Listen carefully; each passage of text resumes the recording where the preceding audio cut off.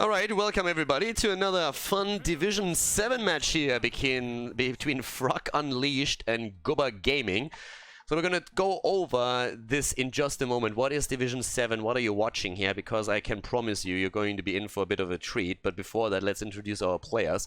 We have on the left side of our first map, Battlefield of Eternity, Frog with Ice Scorp on Phoenix, Dredge on Arthurs, Chipsetta on Tyrande, Areku on Jaina, and Billy the Kick on Leoric.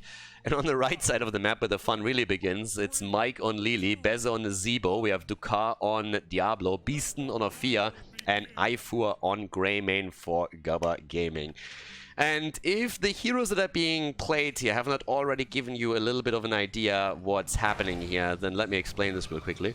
We're currently looking at a match in Division 7 of Heroes Launch. Heroes Launch is an amateur league in North America and Europe, and Division 7 is the lowest league in that amateur league. So the players here are on average between bronze and gold, so you are in for a lot of fun. It's a little bit of a clown fiesta, and we're going to have a lot of fun with this. It's first of all a great teaching tool, because you can talk a bit about what should you do, what shouldn't you do in your own games, especially if you have an amateur team of your own. And at the same time, we can make fun of a couple of interesting plays here. Now I have to throw this out again, because there's always a couple of idiots in the YouTube comments that just don't understand this, no matter how often you explain it. It's actually a little bit sad. The players are well aware of that they are being ripped into a little bit, and that they are being made fun of here a little bit. They encourage that. They themselves usually are the ones that jump into chat and have the best time here. Of all people, and also use those tools to learn a little bit about how to improve. So this is all in good fun. No feelings were hurt. You don't have to get offended on behalf of someone else. And you wouldn't believe how many Division 7 and Division 6 teams actually contact me these days, send me replays and ask, hey dude, can you please do the same thing for us here as well. So yeah, if you're easily offended on behalf of someone else, this might not be the one for you. If you're okay with a little bit of innocent fun and having a laugh, then definitely stick around and you're gonna have a blast here. Very likely. We already have Diablo down once, but where do we begin? We have on a map like Battlefield of Eternity, Nazebo, and that in itself is already a pick where it's just like, what's going on here? It's not really a hero that you usually... Well, first of all, you usually don't see Nazebo. Maybe let's start with that statement. But even if Nazebo is in the game, or is in the meta, it's not really a map where he's going to get too much value, because oftentimes everything hinges around you completing your trade, or at least getting more for the baseline.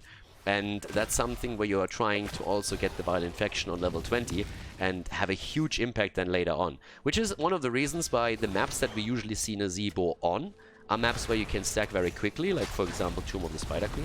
Or what you sometimes see is an approach with Nazebo on a map that drags out for a long time. So a good example for that would be Volskaya Foundry, where we have seen him sometimes in the meta.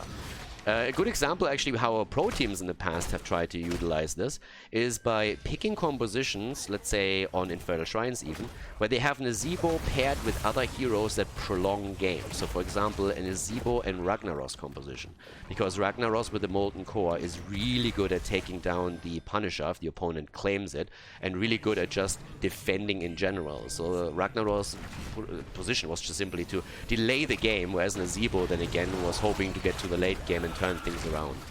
But in this map, it's going to be tricky to stack the level 1 the baseline. You can already tell that he's struggling here. We're currently 3 minutes in and he had 15 stacks together. But the first objective is on the map now, and we're going to have our first little fight. Also, Lily is already here. Don't expect too much coordination here, but we're going to see a lot of random damage, because we're already having Nazebo starting to poke from the side. Mike on his Lily is trying to make a play as well. And it seems to me that the blue team is actually playing a little bit more defense than they should. Now they have actually a combo where you can argue they have a lot of burst damage with lockdown through the Howling Blast and Tyrande stun.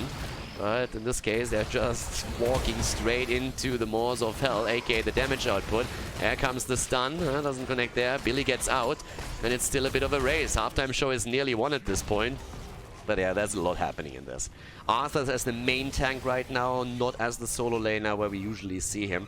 But I would actually say that the Frog Unleashed composition has quite some potential if they really sync their abilities up properly and get quick kills in.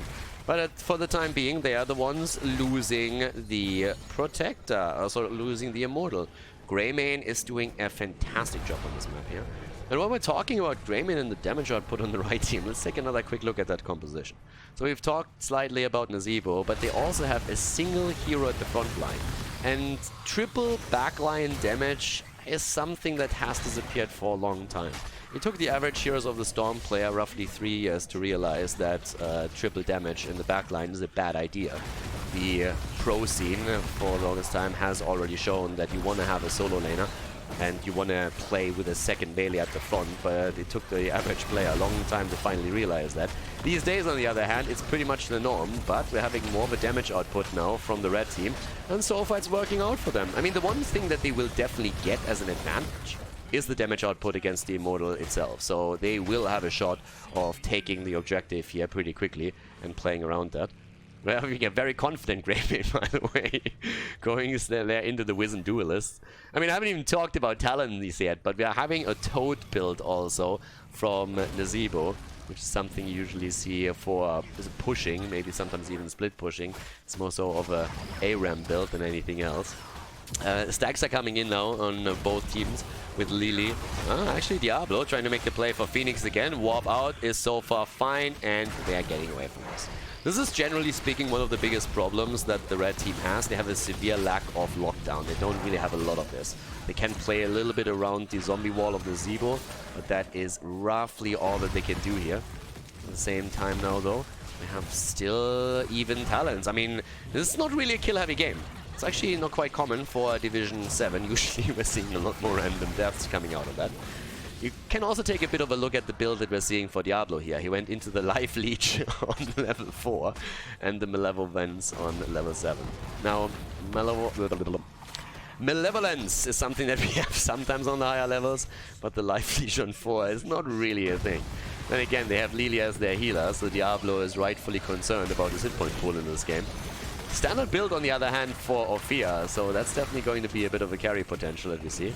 Against the composition from Frog Unleashed, what you normally have over the Feast on Fear, especially on a map like Battlefield of Eternity, would be the Soul Shield. It's these days the standard if you're going up against a heavy damage dealer through spell damage. On this map, for example, against Jaina's, against Li Ming's, you will normally see a spell shield, especially in the combo with Tyrande. You want to make sure that nobody can burst you down. This is now something that's a bit interesting. The team here is still busy with the camp here for a little bit longer. Beast is just sitting there, it's like, I'm coming! And it's a bit too late to that, but they're still winning this. And you can already tell that the blue team, honestly I don't even know at this point if they're using the Hunter's Mark of Tyrande for the Immortal. But the blue team is struggling to get the damage out as quickly as their opponent. Keep in mind, they 5-manned that thing, and the opponent took it with 3. If you are going up against this much damage, you can't try and race them. You have 2 damage dealers, they have 3, and they have Greymane as well. You can't race them. You can't try for the kills though, and that's what they're doing. Down goes Diablo for the second time, and Lily is also dead. No Panda anymore, and that's the level 10 ability here for Frog Unleashed as they are taking those kills. Especially since there is not another frontliner, it's another big problem. First making the play over here, and yeah, one hero to save them all. There's the ult, and he's 1v3ing right now. Look at Dredge. Arthas is saying, I got this, boys, I don't need help. Chipset is saying, well, you get a little bit of help either way. But that Immortal is lost now to the red team as they are already quite low. Level 10 abilities are in play for them now too, which gives Diablo at least the Apocalypse. But I'm a little bit worried for the red team in this first game. I'm not gonna lie with it to you. This is something where I'm just very concerned. Nazeebo hasn't taken his ult yet, and as I said, we have Gary the Gargantuan coming into play. It's actually now Ophia who's at the bottom of the map here, trying to make her plays. But I really want to see how the Ring of Frost comes out, especially in the potential combo with the Entomb here. So break through the top, rest of the team is moving in now too. Let's see how aggressive they can get with that. Oh, the Ophia flank! Not punished though, but a nice setup, 5-man. They get a 5-man ult out of Ice Gorb here on his Phoenix, and they're starting to just barrel through that fort here. They definitely want to go for it right now, but they can't quite take it down. In comes the play, Ring of Frost randomly. Ooh, the damage of Fear nearly falls, but it's Phoenix that dies. The Apocalypse just thrown out without a combo.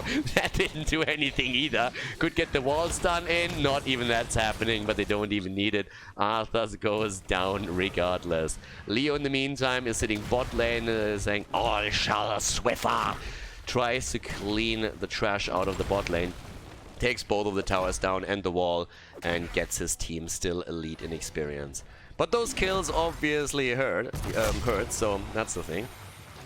I want to stress again that Nazeebo is having a bit of a tough time getting his baseline completed here, as you can tell. Interestingly enough, Greymane is really suffering against Billy the Kick here. The push at the top lane with the camp is now threatening the fort at least, and someone from Frog Unleashed has to deal with that. So they're starting to make the play with Arthas again.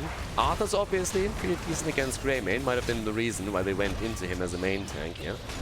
The draft is obviously something that we don't have access to right now. But with that, they're starting to try and push this back just as the fort is about to fall. Still the play with Leo against Greymane at the bot side. And in this case, Leo gets a little bit of assistance, but Aifur might still get the kill and should get the kill. Goes in and takes him down. Leo eliminated. But we have the next objective spawning in just a little bit. Immortal will be there, and then the real party begins. Lily with the heals is something to watch out for sure. But I'm also looking at the setup here with Jaina. Now the one thing, again, as we're looking at bronze to gold players that you might have seen, Diablo didn't actually go for a combo. Normally when you're trying to go for an Apocalypse and you have no one else to set a stun up for you.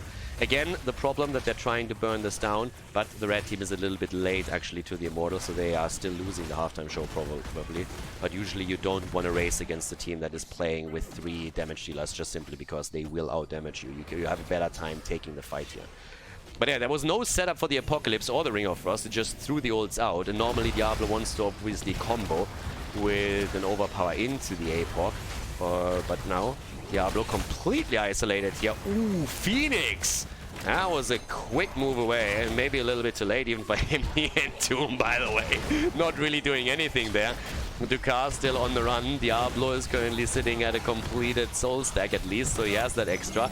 In comes again. Look at these ults from Phoenix. Another 5-man Lily with her own ult. There's the Jugs right there trying to keep everybody alive, but already the chase is on. Ult from Afia, and Arthas has some mana problems at this point in time. Another double stun here from Tyrande. Tyrande with 18 stacks already on the level 4. We're currently 12 minutes into the game. Tyrande is nearly done with the level 4 talent. Oh, Arthas! Ooh!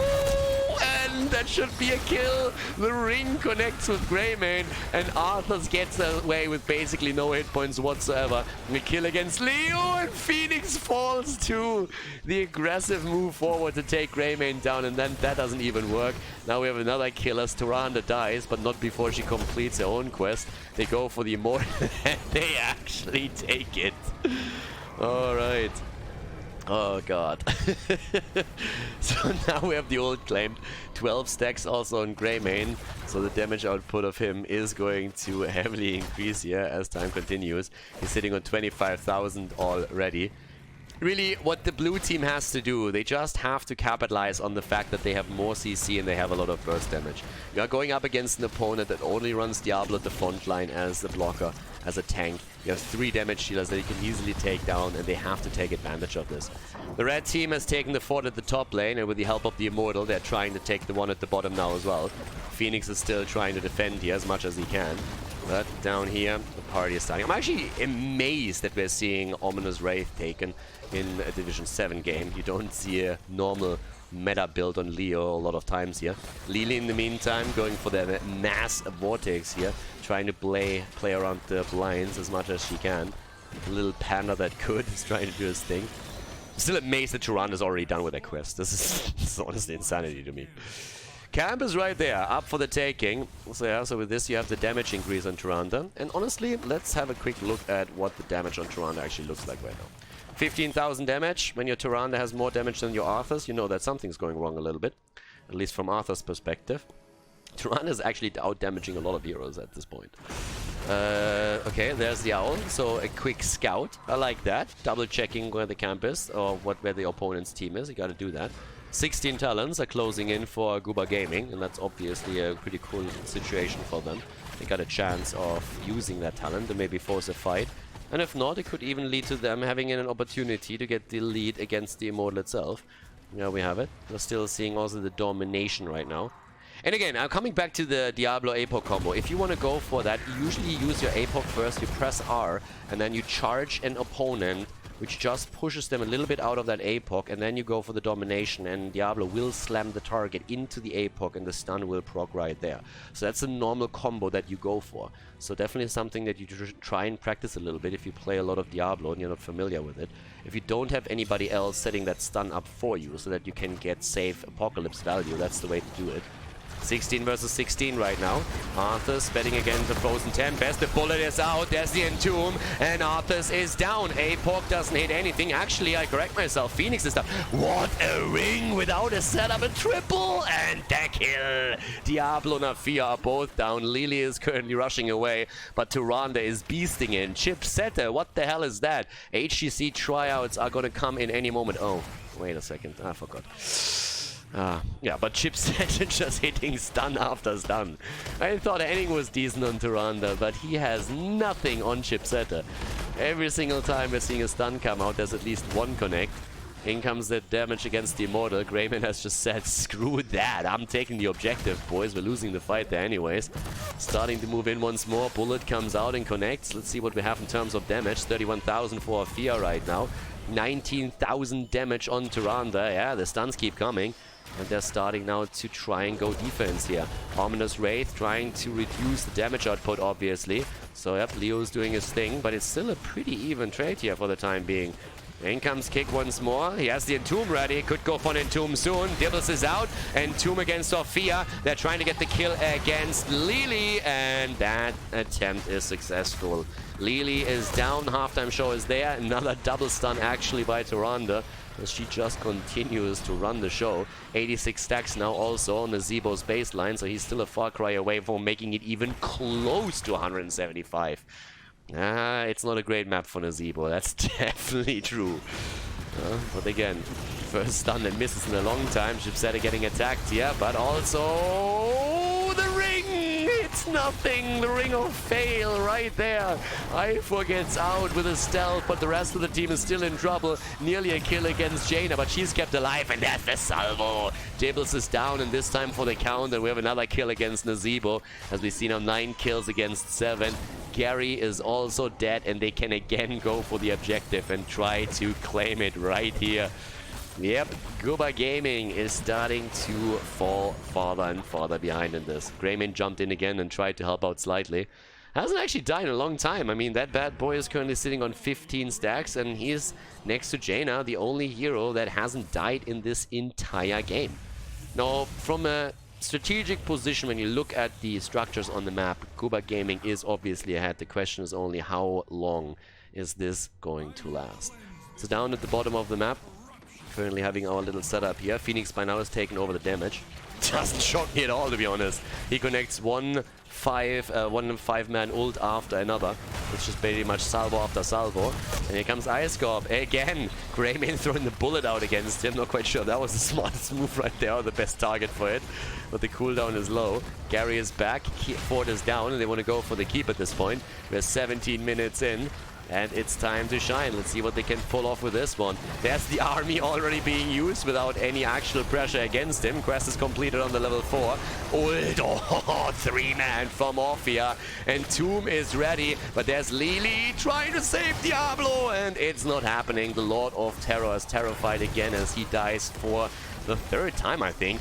And now we're having another salvo against 3 this time. Greyman goes in, wants the kill against Jaina, doesn't get it. Jaina with a panic ring, and it actually connects, and Greyman dies. 3 heroes still on the map, everybody low though for Frog Unleashed, and they are moving back immediately. Now that little kill against Greyman cost him obviously a significant amount of stacks too. So he's down to 7 for his level 7 talent. We're having him with the Alpha Killer. And here's the play for the camp. So they're going to try and go for it, steal that away from their opponent while we still have 2 heroes down. The level 20 talent, that's another obstacle here. Yeah, you don't want to fight this, boys. That's not a fight you want to take. Leave it be. But the top fort is something that they should get. What is this? Jaina is just saying, I got this, boys. Ooh, I don't have a cooldown. Let's wait a moment. Alright, no harm, no foul. Areku is still alive. Nothing happened. Nothing to be seen here. It's just a little bit of a different pathway to take, that's all. Phoenix down at the bottom of the map taking the camp, whereas we have the rest of the team taking the one top side. That's the level 20 right there. And yeah, with level 20, Tyrande speccing into the shooting star again. We have the Legion of Northrend taken. The rest of the team is hesitating. Hasn't really taken anything just yet. Let's have a quick look at Tyrande's damage output. 28,000, still ahead of Arthur's. Still ahead of Diablo and ahead of Lily by quite a bit actually. Yeah, but now with the level 20 we also have the Cold Snap. Again, Cold Snap is all about the cooldown reduction. That's what you're usually trying to go for. What you're attempting to do. Phoenix, where's the Unconquered Spirit, my friend? This is pretty much a no-brainer. I'm not sure what's happening with Icecore, but he seems to think... yeah, there we have it. Alright. For a moment I was actually thinking that he thought there is another talent to be taken at level 20. That is not the case. Leo is down. Okay. Leoric down, but down to the bottom of the map. Orphea has to deal with a double camp, so she's trying to do that, whereas the rest of the team is making the push. Now with Leo dead, that's a bit of a problem, because the advantage that you get from running that 5 versus 4 top side has just evaporated. Now it's a 4 versus 4 situation. It's a little bit more difficult to handle, but they still get the lead in this. A level 20 talent advantage is nearly gone for Frog Unleashed as well. Obviously, Leo could... No, Diablo with the APOC, but he's dead again. Lily just can't save him here. And they're trying to now go for the halftime show at least. Leo is going to be back in 17 seconds. And Greymane is going for the counter pressure at the bottom of the map, though. This one is going to take a little bit more damage soonish. We still have the halftime show won by Frog Unleashed. The blue team is doing their thing. Bullet actually being used. The Gilnean roulette has been taken here. Okay, down goes Greymane, so it's not like that roulette worked out in his favor. That was a quick move against him. I love how everybody misses their shots against Nazebo's ice block, but at the same time, it's only going to delay his death here, as now 3 heroes are down. They go for the objective. Could have pushed the keep, to be honest, at the bottom of the map. Diablo going into the Lord of Terror. No Hellgate from him, even less stuns. Yeah, Homungoid has been taken by Nazebo since he realizes the ball infection just isn't happening in this game. But this one is Gucci. So now they take this one. The Immortal is actually going to the top lane. I actually wonder what they're going to attack here. Leo is pushing the bot lane right now. Seems like he's going to solo this one as the rest of the team goes to the top. At the same time, we're having 69,000 heals now from Tyrande, 35,000 damage. Tyrande has the same damage output that Jaina has. Chipsette on Jaina, oh sorry, on Tyrande is just insane. 35,000 damage on Tyrande. She is rocking it. Absolutely rocking it. Who needs Jaina when you have Tyrande? That's pretty much what we're asking ourselves here right now. Top lane is getting attacked, and that's where they want to go for the play, but this nearly falls. The big boy ring. Lily down. Diablo, he just came back. He just came back, and he's dead again. Oh god, that poor guy. Diablo has died 7 times. That's the problem if you only draft a single melee character, if you play a single tank in the triple backline. Welcome to the problem right here. Yeah, they're going for the core right now, and as I said before, things are not looking really pretty for Goba Gaming. They're losing the core, and they're starting to, realize that they make a couple of mistakes during that draft. That's game, and Frog Unleashed takes the lead in the best of 3 series, ladies and gentlemen. GG, and well played.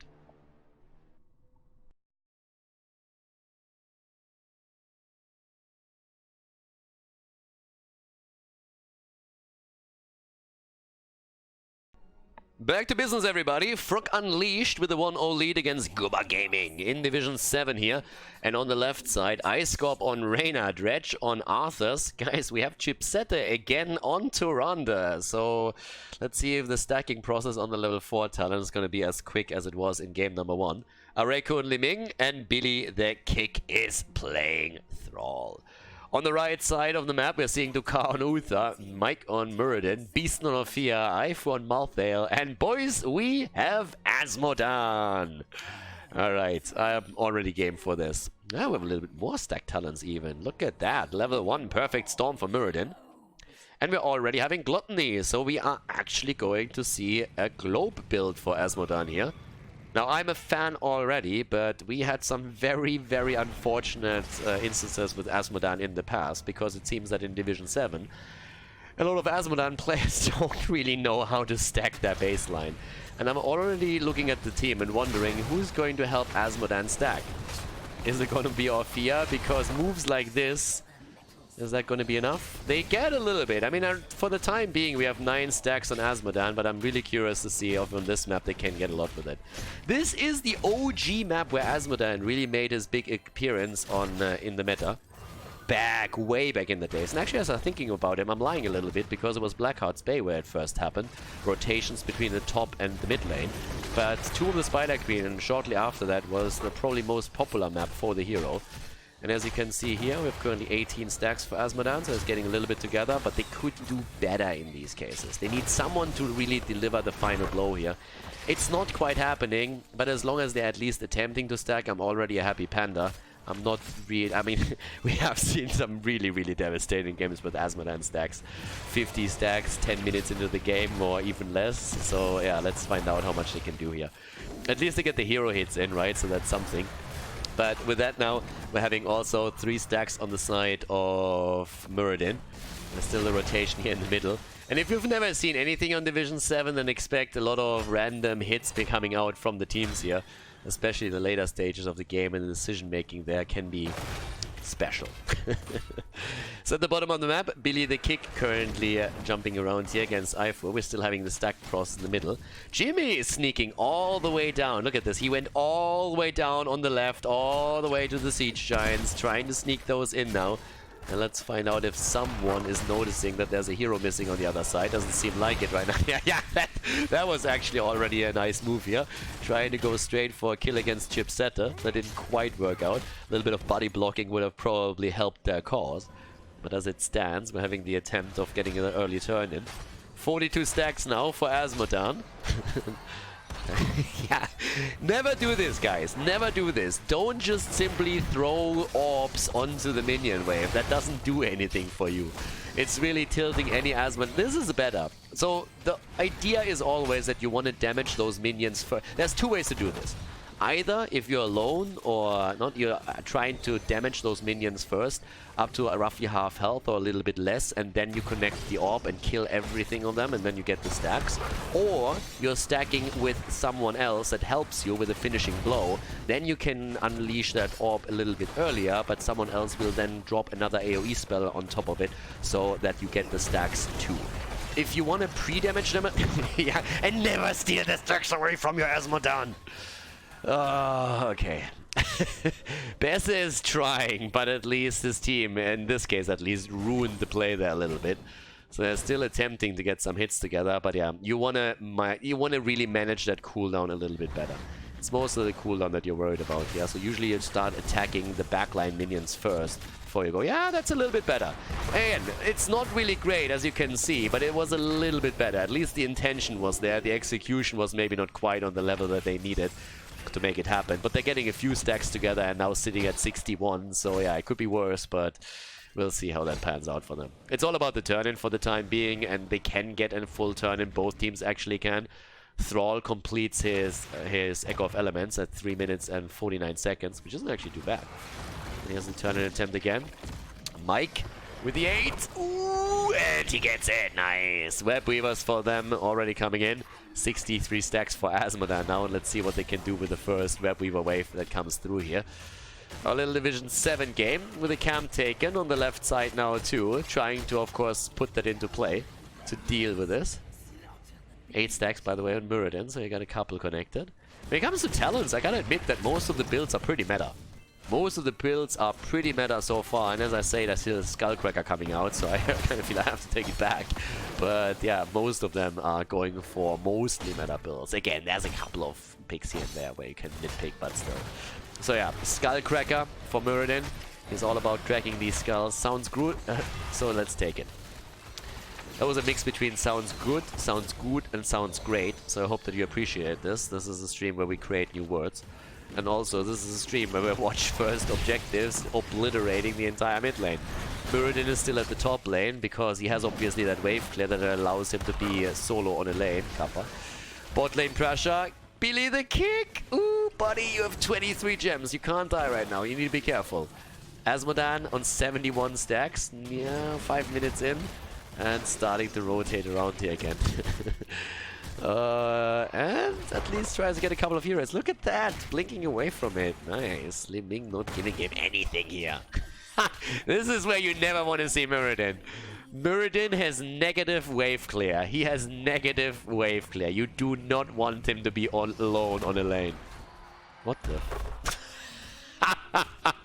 Alright, I guess more of a scout out than anything else. They're trying to go for the Siege Giants again. 27 gems, so Thrall needs to be careful with this one. There's another hit. This one actually connected. 87. Okay, so against heroes, he's connecting quite nicely. It's just the minions that he has problems with. That's the biggest thing. We have also, once again, the quick hit there. Dukar with the Armor of Faith, by the way, on level 7. Now, some of you might ask, why not Hand of Protection? It's pretty much for the same reason that a lot of people don't pick Cleanse in Division 7, because Cleanse doesn't really do anything for you if you are not able to use it properly. So we still have Chipsetta going for the Celestial Attunement, so there's quite a lot of confidence in our little Tyrande here. But after the insane stacking process that we've seen in game number 1 from her, I don't blame her for a second for that, because that was pretty sick city. So Asmodan gets another hit in, but the minions survive. He still gets the hit against the heroes. He's at 104 stacks. Again, he is at least getting something out of this, and there is always the intent. I'm already appreciating the intent in Division 7. Look at those two, by the way. And between the two of them, they have a full turn-in. Not that they need 50 gems delivered. One of them is going to be enough. And there's the interrupt against Ice Corp. Bessa is going straight in. For his level 4 again. Interrupt. Nope. It's a turn-in. And that leaves them 4 short at this point. We don't have a single kill in this game, by the way. So there's camps pushing through. Oh, Arthurs. Yeah, they are dumpstering on him. He got body blocked hard. And that is a ton of gems lost right now. Good stun again from Chipsetta, but Tyrande on the run. And there's the level 10 abilities. Obviously, Malthael for the last rites. Let's see if he gets that stacked together. When it comes to heroic abilities, when you see the Tide of Sin, Divine Shield is coming in too. Both of the teams now with a play. And more turn-ins for the red team. Currently rocking this. 1 kill against 0 here. Bot lane.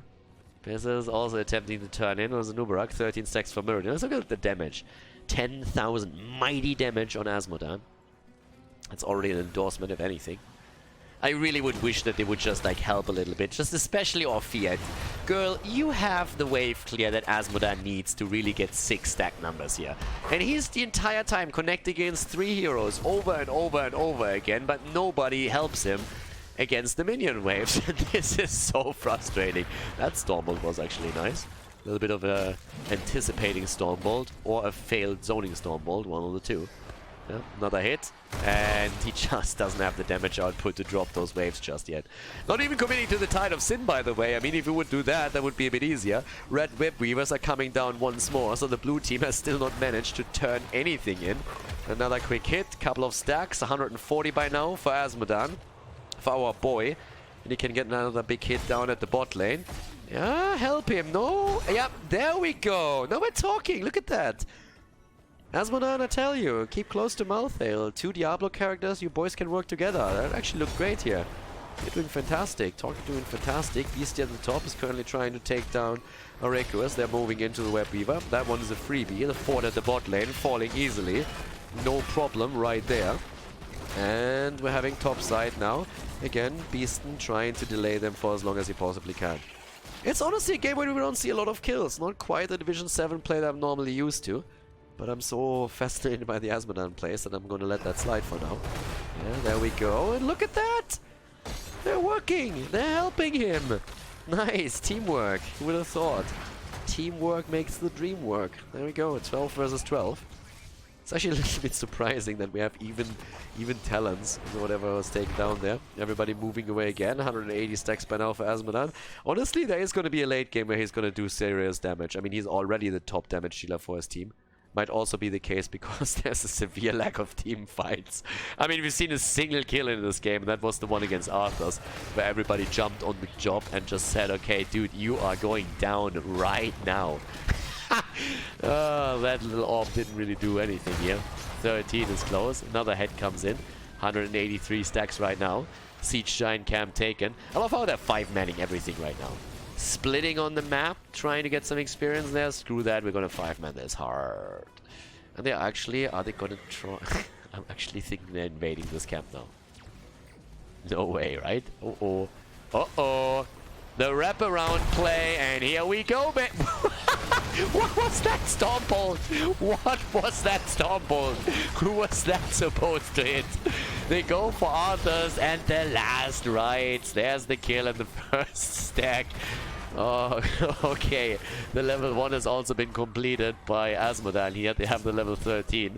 And therefore the build for Murden continues with the healing static. But yeah, they get the kill and it works all out. But that Stormbolt was special. And they're going for another one. That one connects 47. He has 47. Oh, gems. And he might lose all of them. There. Oh, no. Oh, God. They lose everybody. Areku gets a few and jumps out. But holy cow. They just lost nearly all the gems that they had. And they had just too much. Oh, the camp is falling now too. 13 talents are there. Arthur's apparently didn't have enough of the little spanking that he just received. Did he just holding blast in the wrong direction? Did I just see that? They go into the mid lane and try to get the kill here, but now we are against the fort. But now we have 5 kills against 0. And oh boy, they lost way too much there. Can they go back into this? I'm honestly not so sure about this. Let's look a little bit at the damage output with this. 21,000 damage for Asmodan. Top damage by far in the game. And yeah, the blue team desperately trying to get something done here. I mean, they really played well in the first game. They got a couple of really amazing hits in there too. But now you're looking at game number 2 and it's a completely different ball game. Reina's a little bit far out there. 5 stacks this time only on Chipsetter. Definitely doing a little bit better on the Battlefield of Eternity. But 15 against 13 is what we're looking at right now. They're starting to move down to the bottom of the map. Muradin with the Storm Bolt doesn't connect that, but they're actually trapping them here. They're going for Li Ming. They're nearly getting the kill there. They're moving straight onto Arthur's. Reina also now in the rotation. Another quick hit from Asmodan. Actually connects that too. 240 stacks for him now. Big push to the mid lane still. 2 forts are down. And they are half a level away from level 16. Obviously, another potential turn-in soon for the red team. Guba Gaming, they are really eager to make sure that they at least fight on the 3rd map against their opponent. Game number 1 didn't quite go that way, to put it mildly. But now we have also another turn-in attempt. They are still 9 short, and they're going again for Thrall. And yeah, he should not survive this. But he does. And in the meantime, they're moving to the top and turning. It was a bait after all. It was an intentional bait by Thrall, baiting them down to the bottom so that they can turn in topside. Nice. 16 against 13 talents now. And yeah, with that talent advantage, that should be an easy defense. We're having by now also a damage output on the side of Beza. Oh my god, Orphea got murdered topside. Holy cow. There's the lockdown and the stun, but it doesn't quite connect. They're trying to make the play against Uther. But still, with that kill, all of a sudden, Frog Unleashed might unleash pain onto their opponent. Yeah, they're starting to move through the top lane, heavily I might add. Malthel is now making his way by, and oh my god, Asmodan is actually starting to get those hits in. And he's starting to do serious damage here. We just saw him take down one of the minion waves pretty much single-handedly. Another quick connect against the heroes too. 280 stacks for him right now. But that fort is obviously a goner. Malthael at the same time starts rotating back bot side to try and prevent another fort from falling. And the blue team is actually smelling some blood in the water there. They're all of a sudden realizing that the game might not be quite over yet. Just imagine if they had held on to all the gems that they had earlier. They still got enough for another turn on the other hand. These wolves are awesome. The storm balls and the wolves are great. So yeah, he connects the wolf with the turret, which was obviously the intended target. Don't get fooled here. Billy had never really thought about actually attacking Malthael here. It was always an attempt to take the structures down, as the rest of the team is looking at the siege giants here. And yeah, there's the turn-in for the red team right now. Guarding the turn-in points. Nah, overrated. 5 kills against 1. Game's not quite over yet. 16 versus 16 talents. Ooh, diamond skin. Alright. Who needs Mirror Ball? Diamond skin it is. On level 16 we also have the total annihilation. And that's exactly what they want to do. They want to totally annihilate them here. That's a great talent. Muradin is sitting at 22 stacks on the baseline, and they're starting to push this through. 28,000 damage for Azmodan. Gets the hits in against the wall. They're trying to break through that one. Top side is getting defended. Oh, Muradin, well, he eats a bit of damage, but he's easily jumping out of this one. And they're pushing in as the rotation comes with Thrall, looking for the Sundering here, obviously. Not committing to it just yet. The hits keep coming. Hits keep coming. Muradin. Alright. I love how they just jump out. This is like, nah, it's fine, guys, we got this. Top 4 has fallen. Oh, the Stormbolt! And that's a kill. Arthur's down, Stormbolt quest completed. And we still have 20 stacks on the perfect storm, so that's already an additional 100 damage. Yeah, that's the hit against Shipsetter. So, Azmodan trying to push this through. They're going for the fountain. Top 4 has fallen. Bottom keep is getting attacked too. The one in the middle is also suffering damage.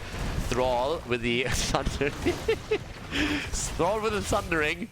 And somehow he walks past the entire 5-man and doesn't die. Oh, goes in, Sanders, and says, coming through! There's nothing to see here, boys. Just coming through here. Ignore me. And yeah, it doesn't die. Doesn't even threaten in any way. 331 stacks on the baseline for Azmodan. Another turn-in set up. There's still 80 gems for the blue team, as they're trying to make their play for the next Webweaver wave. But obviously level 20 is now starting to become a little bit closer, so there's an opportunity here to also get more damage in on Azmodan. But yeah, we have Billy the Kick trying to turn in. Yeah, in comes the move. They're making the play for Arthas again. I4 looks for the second stack on his last rides. Quick army already unleashed. Billy running away. Everybody running in. Arthas sitting the bush, anchoring. And everybody waiting for the level 20. It's actually interesting. Guba Gaming is desperately trying to get a fight before level 20, and for some reason Frog Unleashed is desperately trying to avoid the fight before their level, before their opponent has the Storm Talents. I mean, this is literally the best fight that they're going to get for the time being. Here's the Storm Bolt, there's the attack, Sundering comes out again, and yeah, they're just running away. They're like, guys, don't fight, give them 20 first, make it a challenge, make it a challenge. There's the hits. 341 stacks. Level 20 any second. And yeah, there's the Storm Talents. Alright, Muradin, yeah, the unstoppable force. Rewind, nah, overrated. That's an extra button to press, and that's something that we don't like in Division 7. We don't like extra buttons. The Angel of Death. Half those talents, really, I have to look up it because I have no fucking idea what they're doing. So, oh, there's the hit and the kill against Arthas. And yeah, not even last rights thrown out. He just doesn't want to stack that at all. Azmodan hasn't taken his 20 yet either. I mean, he's 50 away from completing the baseline, so that seems like an easy one. They go for boss here. Okay, moving to the top. Orphea with a final Toccata. And still no 20 for Azmodan. He's hesitant. He's doubting this a little bit. But still, the Angel of Death. Doesn't even wait for a second. There's no buyback. There's no nothing. In the meantime, the Bulwark of Light. Redemption? Nah, I'm not gonna die anyways. I'm a survivor, baby. I'm a survivor. So, now the blue web weavers are gonna come in, but the boss is pushing topside. And yeah, the 7 kills against 1. And everybody is... Why is Azmodan not picking anything? Pick your talent, dude. He's literally waiting until he completes the baseline, isn't he? That's what's happening there. He's waiting for the baseline to be completed before he picks his talent. Because if you don't do that, then obviously you don't get the value, right? Is that how it works? Why is he not dead, by the way? Can you please rotate and kill him? I mean, he's literally asking to die here. Alright, thank you very much. I mean, he just moved out and just said, like, guys, I hate my life. I really do. I really hate my life. Please kill me. I mean, he sees them here, and he's down here. And that's the end of Jimmy. And there is our pride now taken. Okay, Asmodan committing to the 20. There we have it. There's a level 20 talent right there. Doesn't have the baseline completed, but still, hashtag worth. So, another thing that you need to do when you actually have a big advantage with a level 20 talent, you don't want to use it. So when you have level 20, you're not trying to push in, you're not trying to take a keep, you're actually sitting tight, because if you push with the level 20 advantage, that's unfair. In Division 7, fair play is very important. So you're waiting until your opponent has level 20 as well, and then you're trying to fight. So you're trying to just like play this a little bit safer. Okay. So with that said, as we know that the Archon pure power, of course you go Archon, I mean what else would you do? You're playing Li Ming. We're having the Execute taken, so at least misclick probably, we have 1 meta talent. Tyrande hasn't claimed anything yet, but we have the Anti-Magic Shell and the Wind Rush too. So with this, we have the turn in, and that's the Web Weaver waves. Alright, time to face the music. I'm ready for another fight. 2 stacks away on Asmodan for his completed baseline. And Tyrande with a shooting star. Full on meta build from her. Let's take another look at the damage output, by the way. 37,000 from Asmodan. There's the quest completed for him, 21 minutes into the game. And here come the Web Weavers. The Weep Weavers. The Weeps are in the house, and time to shine. Push through the mid lane, and let's go. Here's the Archon already. Value. Nice. Alright. Archon, baby. That's all what we need. So, pure power. Let's see. And there we go. Hide behind the fort and go for it. Oh, half HP eliminated before Tyrande started to heal it up. But yeah. Li Ming is just humming, I like lasers, I like lasers. Bottom push, still in the middle, a little bit of a pressure play, but obviously top and bot lane are getting heavily pressured right now. Reyna's trying to deal with this, the Web Weavers are getting a little bit of value, but nobody's really fighting here, and here comes the Archon again. Who says that Archon doesn't get value? Look at the deep push power here. Look at the top lane on the other hand, that keep is a goner. They're trying to go in for the fight, and there's the hit at least from Asmodan, and they're jumping out again. We're 22 minutes into this game. You don't end this before all of the camps are taken on the map. There's camps up right now, guys. Priorities. We have to set priorities. We don't want to go for game when there's a camp on the map. If we learned anything from Quick Match, then it's that camps are important. So yeah, they're going straight in. Starting to try and take that one down. So this is the first one. Opponent is also helping out, is trying to get the one on the left side, but there's still a camp on the right side. And obviously at this point, Malthael, he knows what to do. He knows what to do, and he goes straight in. Okay, camp's taken. Now we can talk about it. Now we can talk about it, boys. Now we can talk about finishing the game. With that said, we're having now everybody starting to come back into the middle of the map. Damage output, as you can tell, is still dominated by Asmodan. And he has that wave clear right now. He's not quite on the same level as Thrall, who's sitting at 133k, 83k. But with 173 and a tendency to get even farther ahead, he might even take that number at some point. There's 2 lanes pushing right now with catapults as those keeps are down. But let's see. So, at this point, we have a push to the top. Billy, ride that turtle faster. That's the wrong direction, dude, though. Where's the Sundering when you need it? The big boy hits. The entire time he uses his Sundering when... there we go. There's the Sundering. He's back on full HP. The rest of the team isn't there with him, though. They're not fighting with him. Billy is still on the run. Arthas is down, and the hits keep coming. They're going to try for the second kill, and that's the end of Thrall. 2 down, and they're looking for more. Yeah, that's Reyna down. He's dying, and that's another blow against Tyrande. With that much momentum, Gubba Gaming is gonna go for the core. Don't tell them that the boss is up, though, or they're gonna get it first. But nope, we're gonna see them move straight onto the core. And it looks like we get our 3rd game after all, ladies and gentlemen. Looks like we're gonna see the 3rd game after all there. Yep, Reiko is still alive. Randa and Liming trying what they can, but now it's a massive push through the middle and the top. Archon doesn't give enough power here, and that is game as we have. Game number 3 coming up as Guba Gaming ties the series here, Division 7 against Frog Unleashed.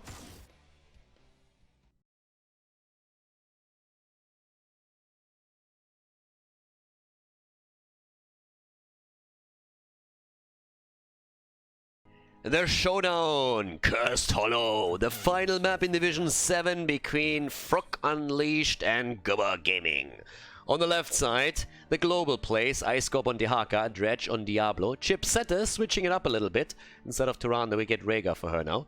Areko no Fear and Billy the Kick. He's done with his shit. No more trolling around here. He puts the Maiev on the table and is going to show us those tether plays now. On the right side, after the victory in game number 2, Muradin feels confident here. It's pretty much the exact same setup for them, honestly. I mean, they switched one hero around. They switched Ophir for Liming, and that's it. We still see Asmodan, we see Tukar and Uther, Ivo and Malthael, and we are good to go, ladies and gentlemen. So let's bring the pain right here in our final match in this best of 3. Yep, with that, we're currently also taking a closer look, obviously, at the meta build. Yeah, Ancestral Strength here chosen. We have the Bonds of Justice. But yeah, Uther is in play. So this is the one that also is a bit different here. There's already the hits. And yeah, they haven't really learned their lesson too much. I mean, Beza is still getting the hits in against the heroes, but when it comes to minions, that's a different story. Top lane, there's Icecorp. I'm curious to see how he uses that global. We had some very, very interesting matches with the Dehaka players in Division 7. It was honestly quite fascinating. And again, every single Division 7 match that I actually casted is highlighted in the YouTube thumbnail as fun. So if you enjoy these games and you want to see a little bit of that... Alright, fair enough. And he could have waited for like a second to get the entire double wave, but why would you? Ophir is down, so at least get the kill there.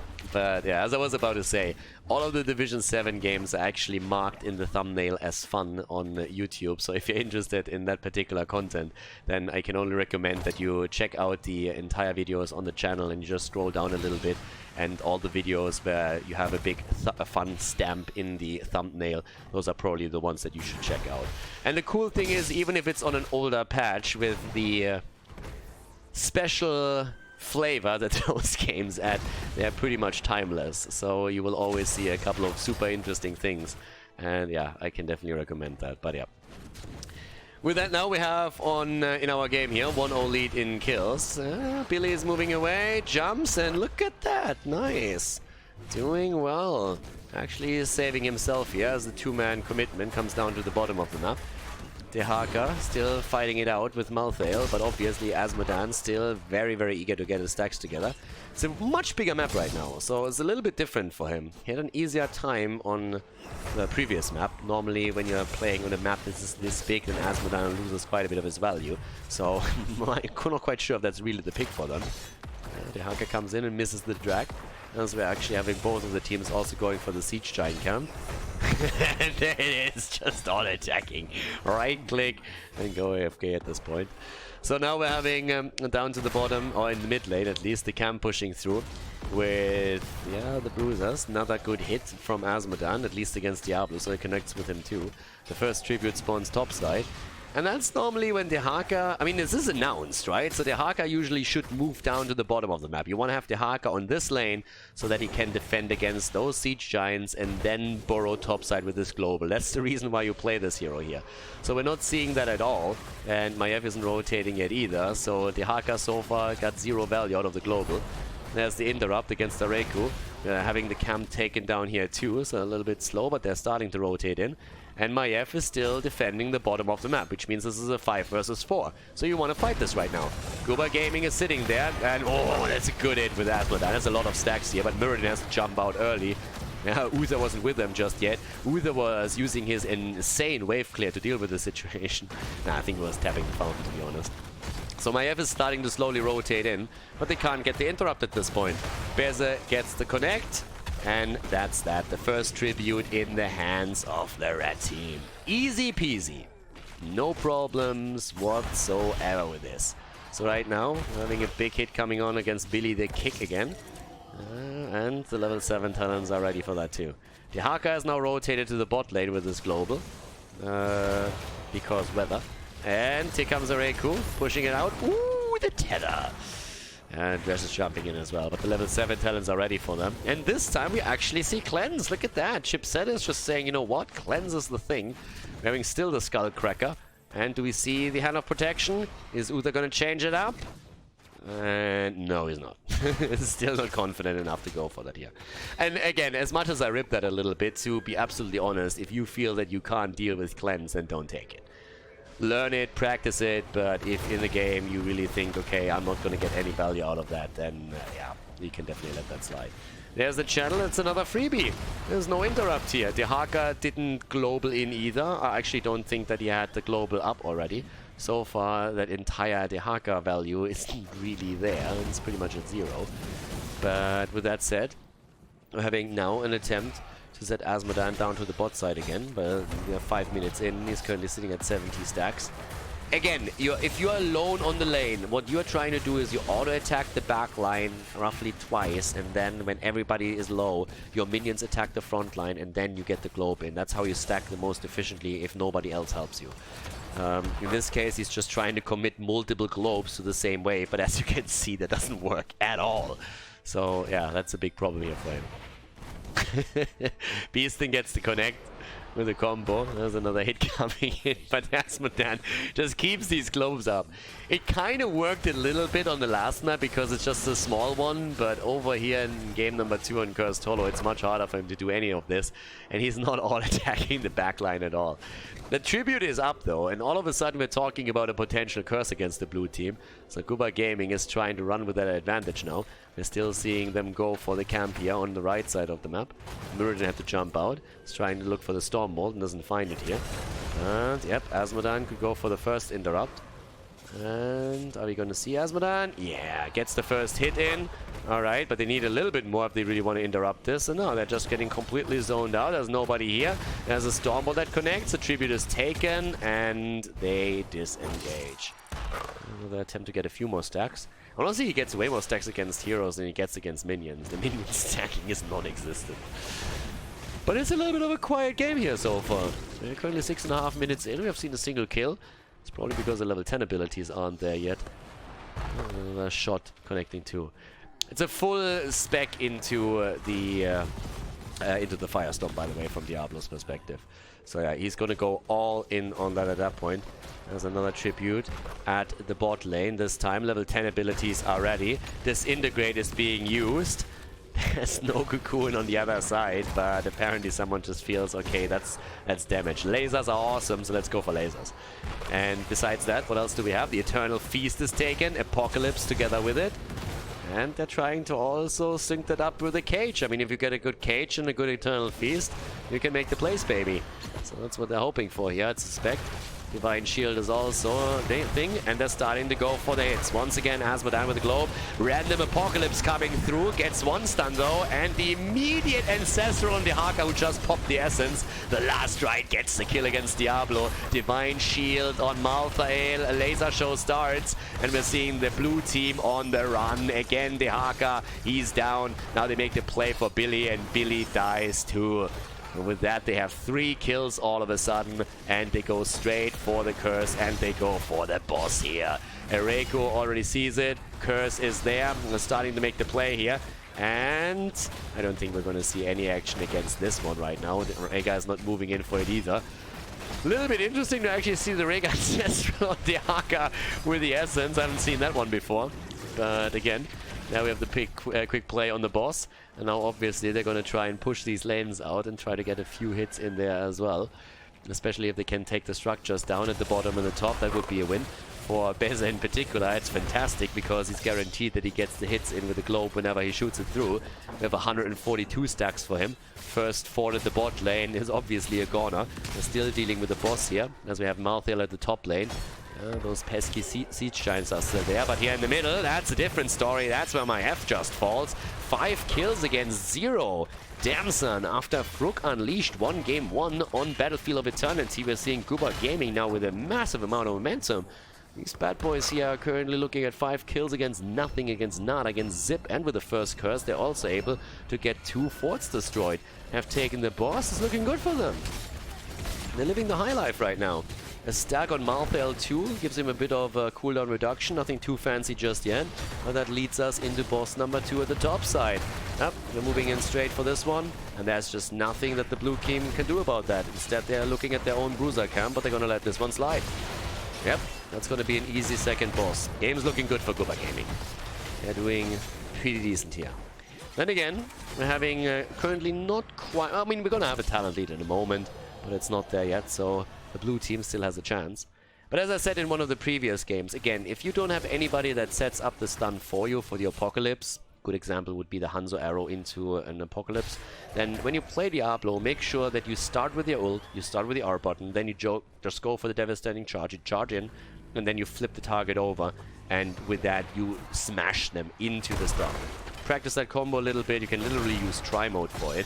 It's all that you have to do, and then try and execute it in the game. So far it hasn't really worked out. We've seen a lot of random ults coming through here, but especially if you are banking your hopes on a follow-up cage with the internal feast, that would probably be a decent setup to accomplish. 13 talents now give them a slight lead, and obviously with that extra camp that they just took, they're going into the middle, and the boss has been defended at the top. Fort is down to half HP.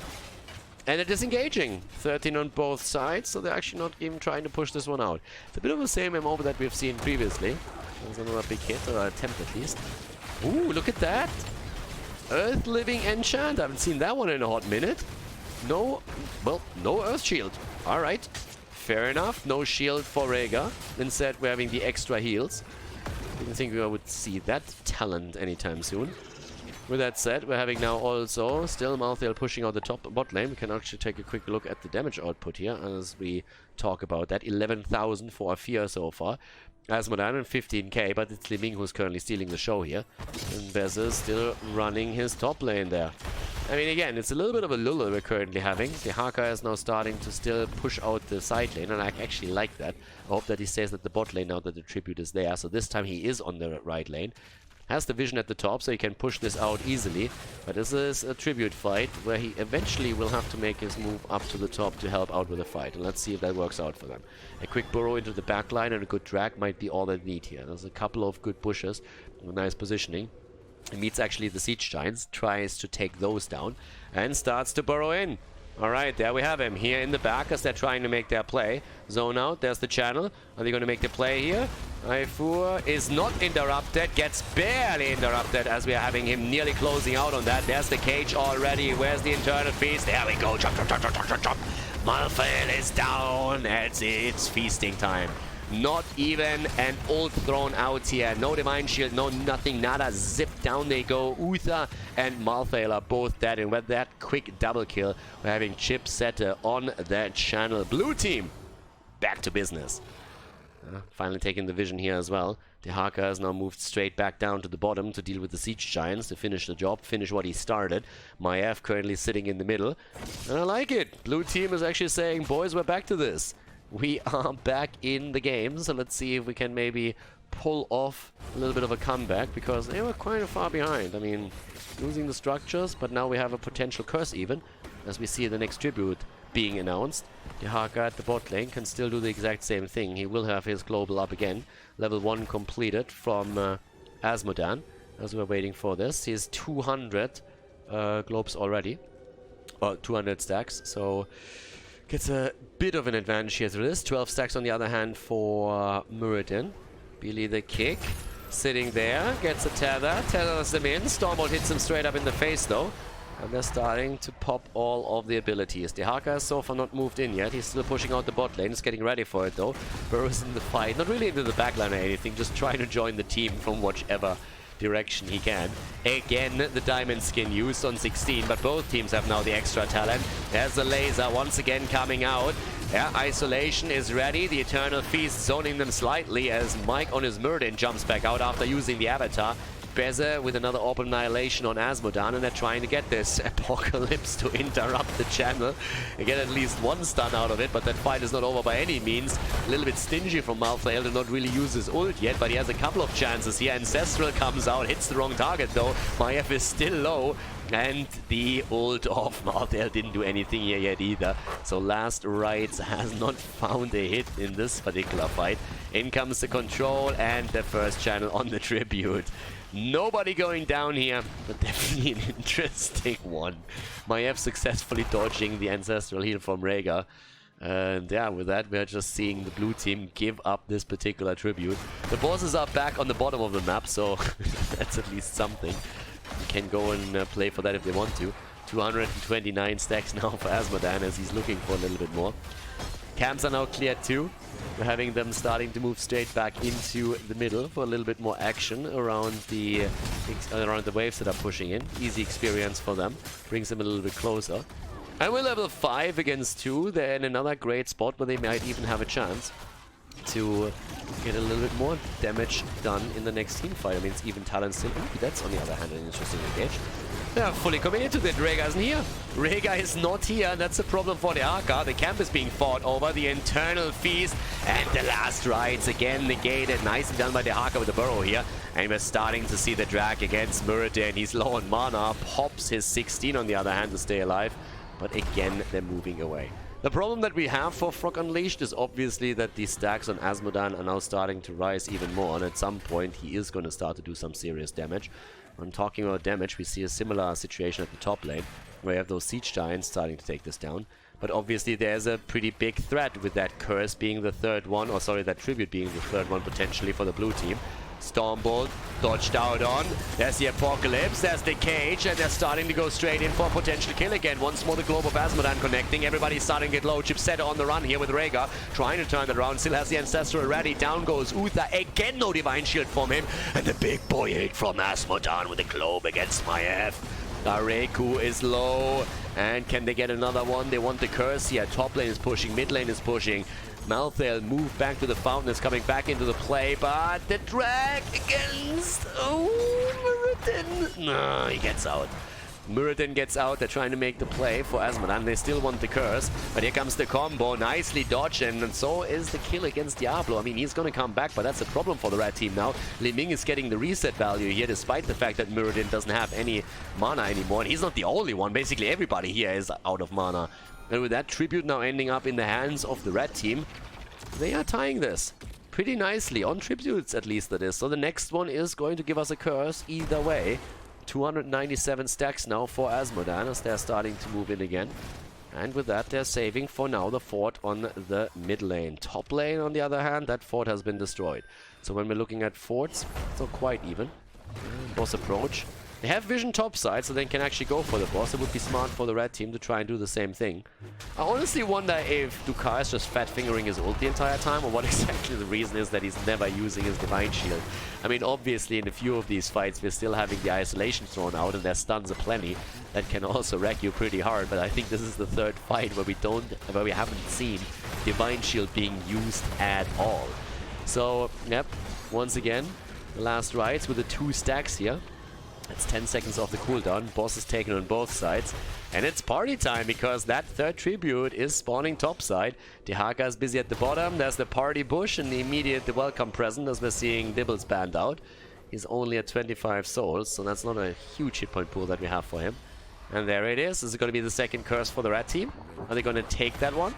Or is the blue team turning this around? They're trying to make the play. In comes Maiev with a Cage that literally does nothing. And Rhaegar is trying to change that. Oh, no interrupt. There we go. Muradin jumps in. Nice healing stat value from him here. Everybody stacking up the dream for Asmodan. Can he get the hit in? He's on cooldown still, but there we go. The big boy hits once again.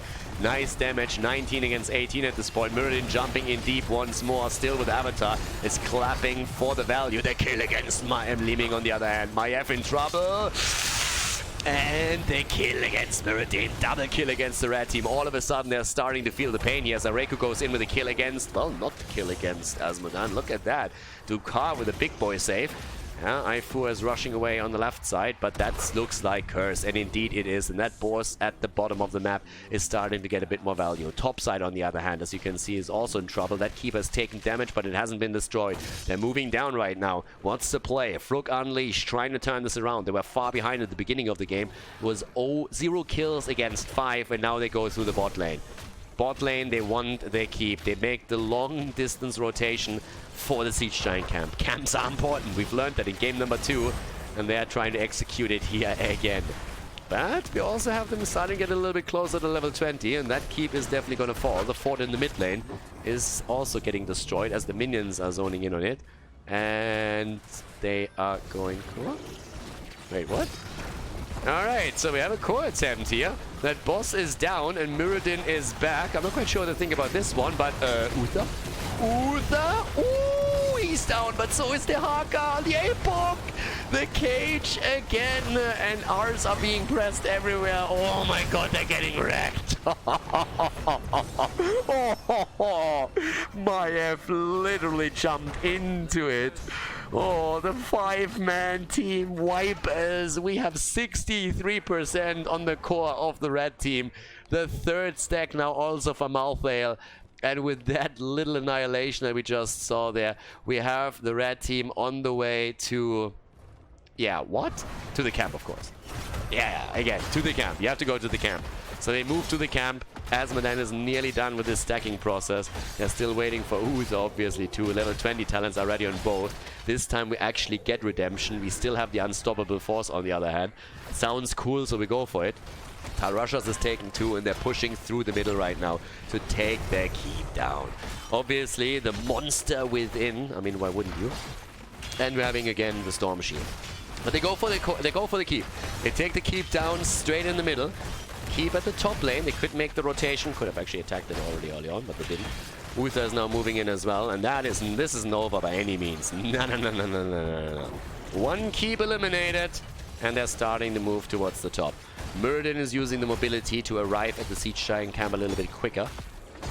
There's another one to take at the right side. Gotta be a bit careful at the bot lane though. There's Catapult starting to push in. Nobody dealt with that so far. 70,000 damage by Malthael, by the way. And also 66 on Liming. I mean, they're looking good on that end. Arfia, on the other hand, also with a lot of damage in this game. Siege Giants are going to be dealt with. And we have 12 kills against 6 right now. We're 21 minutes into this game. And we're rotating from camp to camp at this point. And the one thing I still want to highlight is that obviously we are still having a potential curse for the red team, since they have 2 tributes still. And Asmodan has now also completed his baseline, which means that he is starting to hurt a little bit here. Went straight into Pride on level 20, so that isn't too bad either. Move through the middle of the map at this point, and let's have a look. Vision is already about to be taken. They're going for the party bush again. There's already the big boy ping. In the bush, baby, in the bush. And if you learn one thing in Division 7 is that people just don't check bushes. It's just not happening. It's just not a thing here. Yeah, this could be bad. Mike? Oh, he checks it. Look at that. Checks the bush, gets the stacks, has 30 now in his level 1. That's 150 extra damage for him. Are they going to make a play here? I mean, literally, Asmodan can literally get the hit in now. They gets another one. 2 more stacks acquired. That's all that matters. And gets another quick hit. Chip set on the other hand with the channel on the right side. And yeah, they're going to let this one slide. No interrupt whatsoever. Asmodan the entire time hasn't even used the globe. I mean, why would you? Distance damage, poking them down. Screw that. And the bosses are up again. So this is now an interesting scenario, because are we actually going to end up with a base race here? If they take the boss, they pretty much win, because the core is already so low. So they're going for the Admiral Akbar strategy here. It's a trap! And well, as I say, they actually don't, because they're starting to commit to this. Uh-oh, the throw pit, baby. Yep, there's the Storm Bolt. They go for Mike. The unstoppable force, baby. Doesn't even use it. Jumps out, but look at the damage against Ophia. Okay, there's the Hellgate. He's rushing away. Dehaka didn't get the memo. He's still around. Yep, there comes again the poke, the cage, the ult. Ooh, that's Slaypop that fully connects. The feast on Viennheis. There we have the ult straight up. And that's the end of Malthael. Rhaegar dies too though, and they're trying to get another kill. They get the one against Diablo. Diablo down, Rhaegar down, Maiev down. That looks like it could be game. 2 kills against 1. What's the call?